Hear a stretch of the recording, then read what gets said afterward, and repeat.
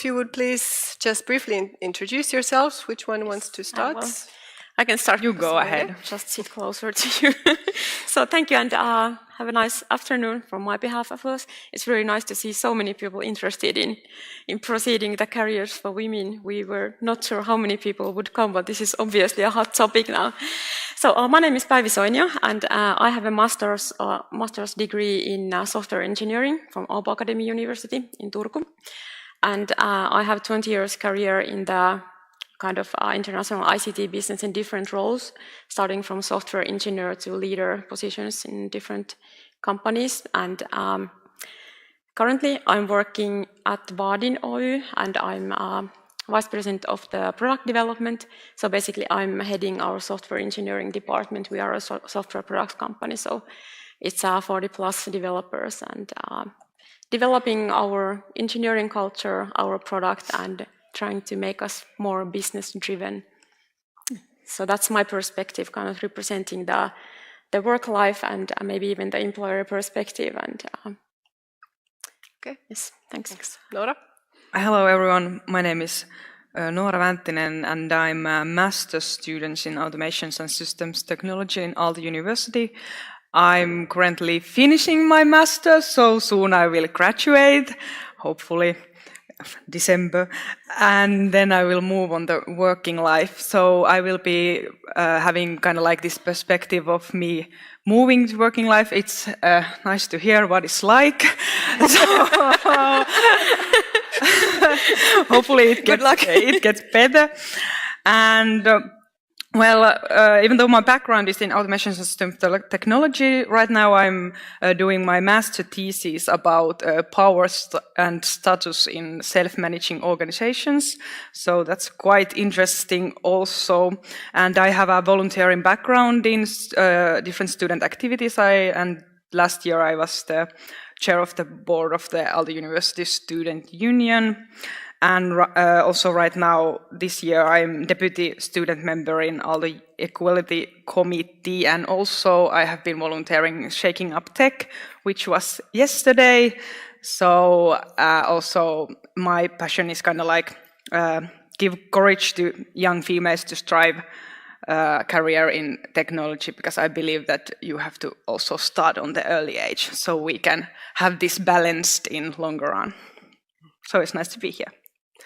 Yes, we were supposed to have a third panelist, Mona-Maria Ilola, but she unfortunately had to go for their company events in Stockholm. But I have some of her comments already here that I will be trying to pick some from, because she's a headhunter, so I think it's really interesting to get the headhunter's point of view here. So she says here that I'm 53 years old, CEO and entrepreneur, and at my current position, I'm a headhunter, country manager and CEO for Source D3 Finland, which has two brand names, Source and Decennium 3. And in my current job, I meet a lot of different candidates from tech branch, and I've had the possibility to see how companies hire, what they expect from women or men, and I also closely monitor salary requests from women and men. And she also says that if anyone wants to discuss more, she can be contacted. So if anyone wants to contact her, I can then give her name back again later. Okay, but so if we start the discussion first so I would like to ask you now to reflect that. So do women and men have the same opportunities for career advancement? Päivi? Well, I would say that that's kind of two-sided question. First of all, I think the choices are made earlier, not just when you enter the work life. It was actually in Helsingin Sanomat yesterday referring to your study and in general talking about this topic. So there was mentioned that 20% only of the high school students and was it university students as well are kind of studying technology, and 22% in working life female are working with any technology. So I guess it's pretty clear that if only 20% of the kind of work-life force knows anything about that, so it's hard to have more than 20% in any roles in tech companies. So I would say that if we want to promote that, it should be done way earlier. But if we now concentrate today on the things that are happening in the company, so I would say that in my background, for example, in software engineering, in ICT, it's pretty equal. It's not that, it's pretty modern, it's pretty diverse, and it's pretty straightforward, I would say. So, for example, those companies where I have been working, it hasn't been an obstacle being a woman, not even being a young woman or anything like that, but it highly depends on the industry where you're working in. Okay. Well, what struck me, I was in one lecture this actually a couple of weeks ago. Yes, I also go lectures, and there was. I just woke up like mentally, and then I look around and I noticed that in that lecture room, it was bigger than this. I think a little bit. There was only 3 females, and I was one of them, and there was 100 males. So so that was kind of like a wake-up call, because if we even don't have the women studying, we cannot kind of like change these figures. So that was kind of like a little anecdote from my daily life. I was kind of shocked. Yeah, I think that's a bit the same thing, that we have less skilled candidates, at the amount of less skilled candidates, because we just don't have those educated women enough. I think that's the core problem. Yeah, that was what many of the HR directors also said, that yes, there are a lot of jobs where you can't just find a woman, but as was brilliantly proposed to us earlier, is that you just have to look harder. Yeah, and then the other thing is that, as said, so I mean, since the percentage is different at the expert level and then at the top management level, so something does happen there in many companies, but okay. Moving on. So now another question to the audience. So you get back to the polling. So our top level managers, and now we are talking to on the top. So that's the CEOs, COOs, CIOs, that type of, as they call the C executives, born or made. And now let's see how you're voting. Okay. So apparently nobody thinks that they are born, but most then are hesitating whether it's a bit of both or whether it's made. Okay, so thank you for voting. And then we have there was a reference already to the list of requirements. So we asked in our interviews that, so what kind of qualifications do you expect from a person who is in, who we would recruit to your top management team? And this is what we got. So since you're sitting that way, and I hope you might have noticed this list, but I will just briefly summarize it. So one of the most important things that was mentioned was that achievements or merits or can produce results. Managing people was also very important. Business understanding, since these were companies. Then one needs the knowledge and expertise of one's own field. Then was mentioned that you need to be hungry, or at least have very high energy levels. It's good to have an entrepreneurial attitude. You should be proactive, intelligent, even very intelligent was mentioned by some. Then you should be willing to travel. You should have knowledge of different cultures. You should have international experience. You should have language skills. You should also fit with the company culture. You should get along with people and clients. You should have cooperation skills, ability to work, especially with the other members in the management team. And then it's also really important that one is determined and pursues one's own stance and can handle if there is any opposition. So, how does this list of requirements, does it sound familiar, Päivi? Well, yes, maybe some of it, yeah, and I don't see that list really kind of, that's kind of both for men and female, that's probably just a list for needed in today's leadership positions, however we define them. There was earlier a question about how do we define leadership positions here, but I would say that the leadership is changing, or how I see it is we are living in the world where the diverse is kind of rising, and I see this as a huge kind of opportunity for women, because when looking at that list, I see there are a lot of kind of soft values that female tend to be good at kind of naturally somehow, I don't know why, or that's at least the intuition I have. So I believe that in the future, it's not only about the hard properties and competence for the future, but it's more towards to the soft values and the sustainability and things like that. So female leaders tend to be very empathic. It's all about kind of emotional intelligence, maybe the ethics IA is raising and things related to that. And yeah, also I believe it was probably mentioned here as well, somehow like cooperation skills, but maybe kind of understanding the people who are working there, not just the customer or end user, but the people who are working there. Because if we're talking about today's and futures high-tech companies, it's all about the people. That's all we have. We have the brains. It's about finding harder, as you said with the red shirt. So it's kind of, we need to find the talented people, no matter where they are female or male, but we need to find them, we need to keep them.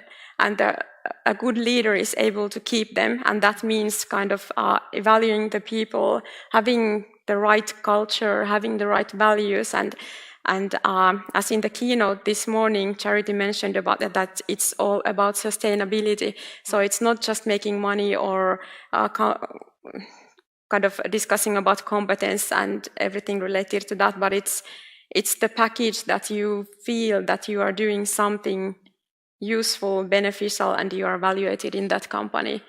So I believe female leaders are good in that, at least in my experience.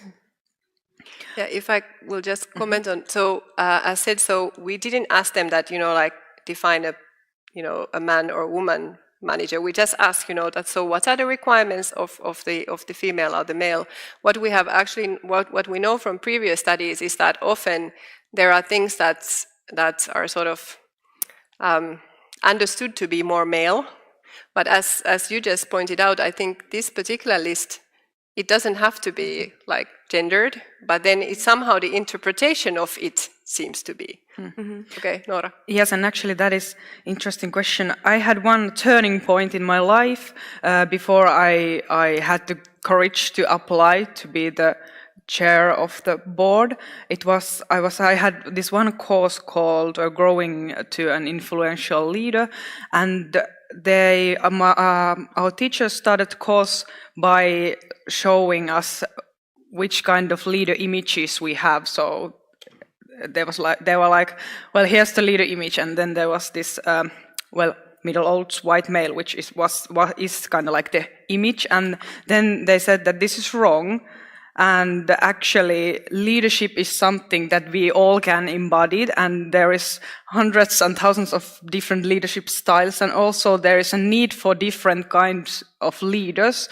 So it kind of like gave me hope that even though I didn't see myself in the image, or I was not represented at that as a young female in that group as the media portrays it, I felt that for the first time someone kind of like believed that I could kind of like lead a group, or then lead a student union and my board, and that was it was kind of like just 1 hour in my life which turned my self-esteem around, and then I kind of like started to foster my empathic ways and listening skills, and kind of like lead in the way I felt it was good for me, and I think I had very fun with my board last year, and I believe that I can grow as myself to be a more better leader in the future with these values and these skills that I have. So also I think that is interesting to see the variety that we all actually can embody some of these, and there's a right time and place for us all to be leaders. I would actually say that one thing is missing from that list, because I believe it's a lot about commitment and between the leader and his or her team. So it needs to be some sort of mutual trust and commitment, and as you said, the enlightenment that I can do this, I want to do this with these people, kind of just deciding and committing to it. And I believe female leaders are pretty well in kind of interpersonal skills, so making the team also motivated and committed in the same thing, because you can't do anything alone. You need to involve the entire company, kind of speak your strategy and make everybody act accordingly.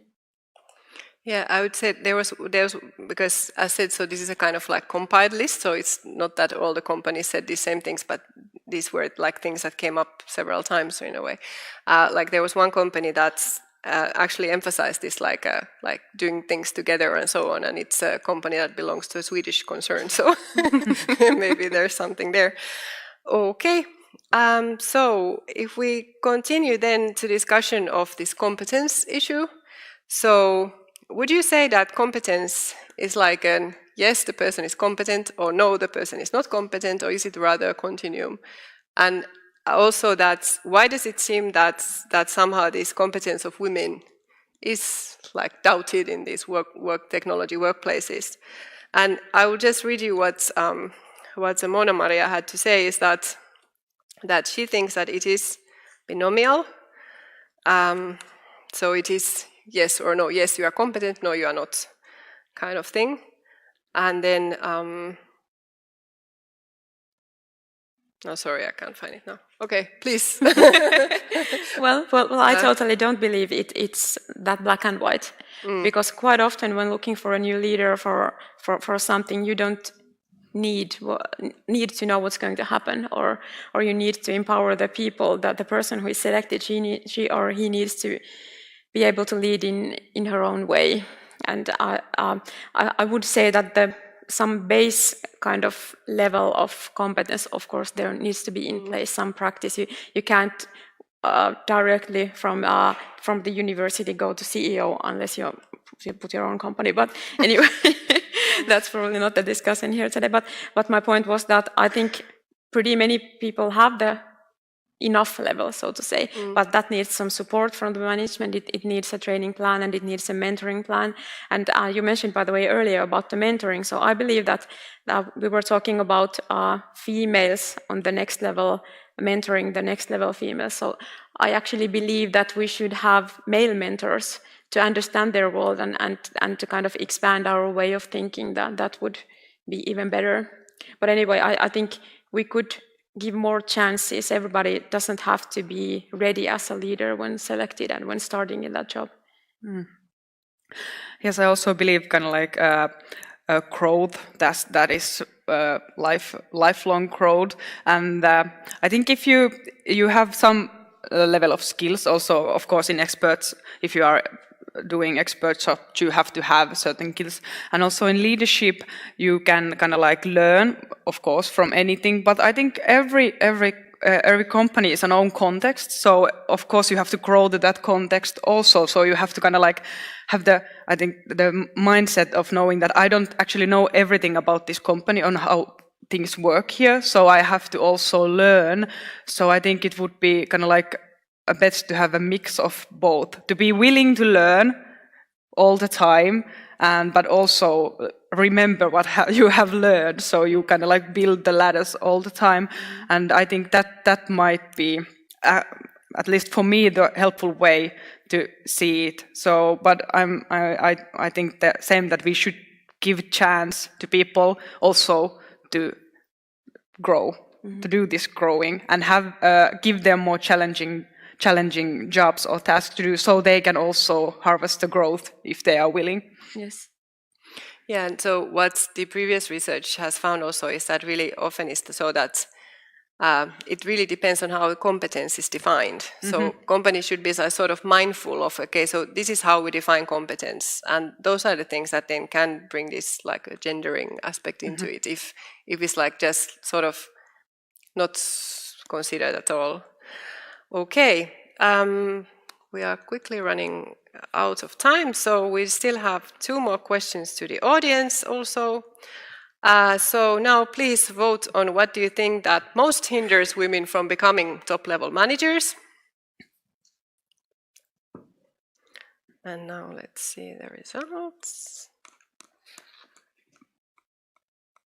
Okay, so it seems that most of you here believe that it's the women, that they don't believe that they have the necessary capabilities, I think, was the continuation of that. Oh, the necessary skills. Okay, yeah.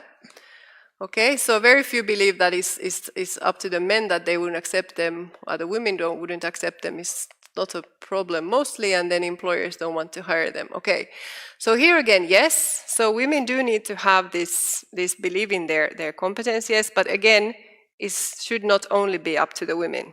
It should also be that the company or the workplace wants to support people in promoting them in different ways. What do you say, Nora? Well, for me, here it is. I also believe that I didn't have the competence to kind of like strive for the leadership position. So I have lived with that mindset quite a many years. And now I'm starting to get afraid that it will come back when I go to the working life, but hopefully not.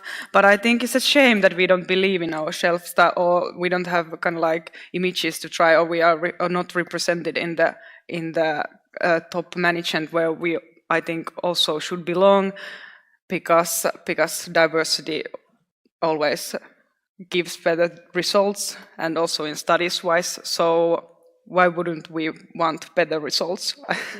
Of course.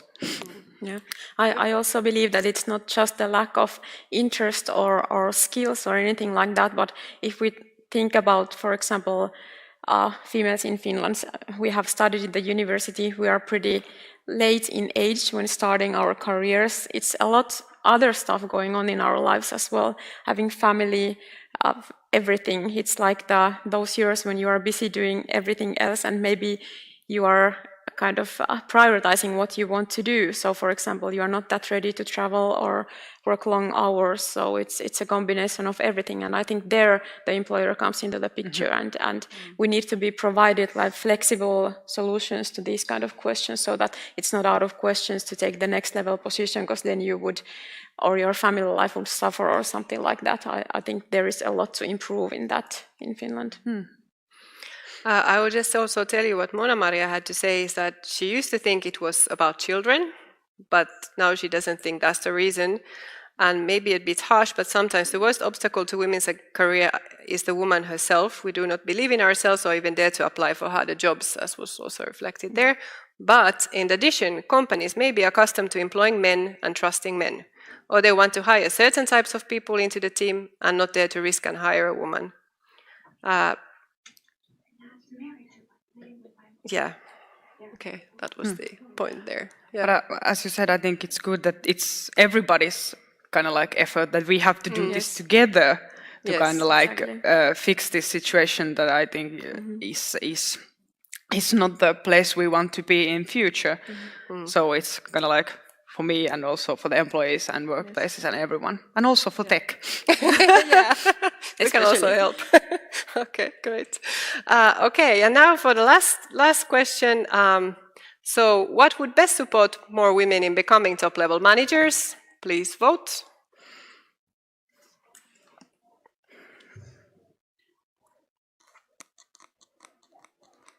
Okay, mentoring is getting a lot of support. Role models, lobbying, that's what we do. Targets, yes. Okay, so quotas, not supported, not surprisingly. Targets, okay. So we have mentoring, role models, targets, and lobbying. What would our panel say here? Baby? Well, I would say it's a combination of everything, or if I think about it from the female perspective, who is jumping on the next level in her career. So I think the most important thing is her boss.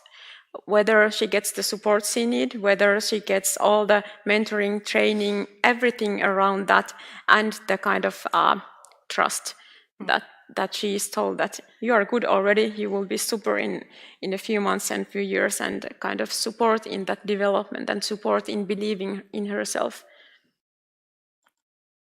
Nora?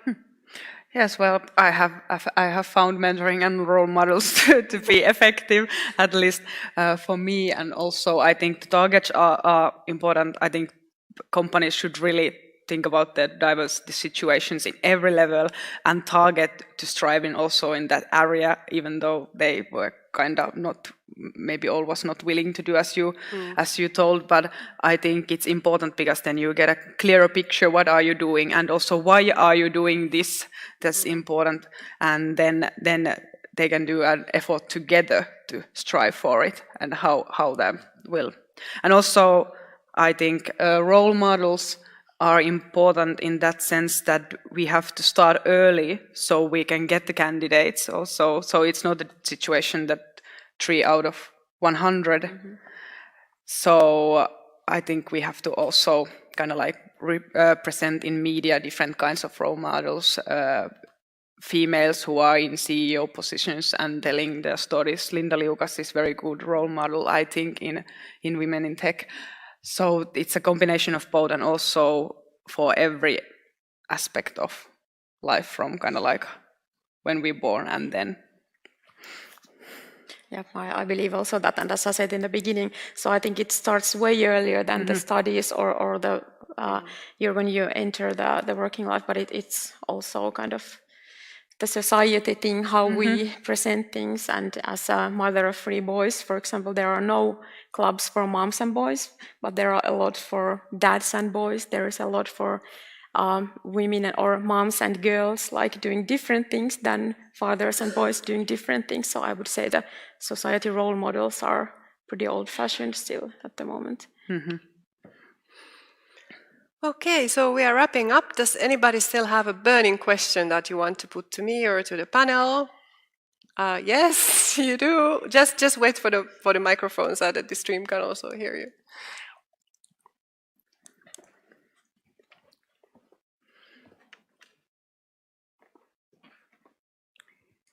This is more a question. You showed before that between female and male employee representative, there seems to be quite a big difference in how they see, gender segregation or discrimination.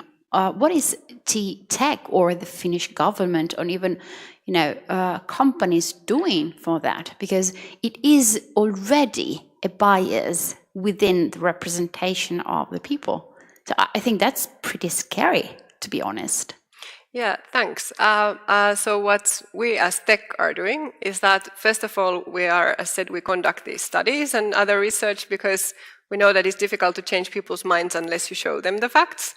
And then the second thing is raising awareness, and also we're going to provide training. So we are going to be building a training course for these employer representatives on these issues, because they do contact us and ask that, how would I raise this issue at my workplace? How would I talk about this? Okay, then we have the last question here.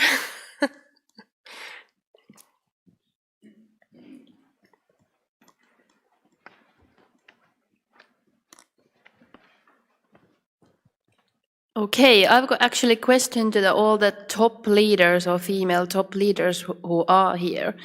This is a question that I'm trying to figure out myself, but I don't know the answer, or I don't even think that there is a good answer to this one. But do you think that the top female leaders are one of the guys or very strong-willed females? Anybody wants to try to answer that? There are some that try to... I don't know the answer, but this is something that I'm trying to figure out myself, and really hard to answer. Okay. There seems to be a strong candidate, at least being pointed by others there. Okay, please. Well, I think as a lady in pink, I qualify to answer this one, so I don't feel like I'm one of the guys. I am the CEO of ABB Hungary at the moment, and I'm the next speaker in this room. And so many thoughts of this. So I don't think a woman needs to be one of the guys to be on the top. But I would like to say one thing which I think has been missing from all this, which I think is, I'm going to touch the point in my presentation as well. Talk about results. This is something that we females don't always remember to do. Talk about your achievements, talk about your results. Helps you to get to the top.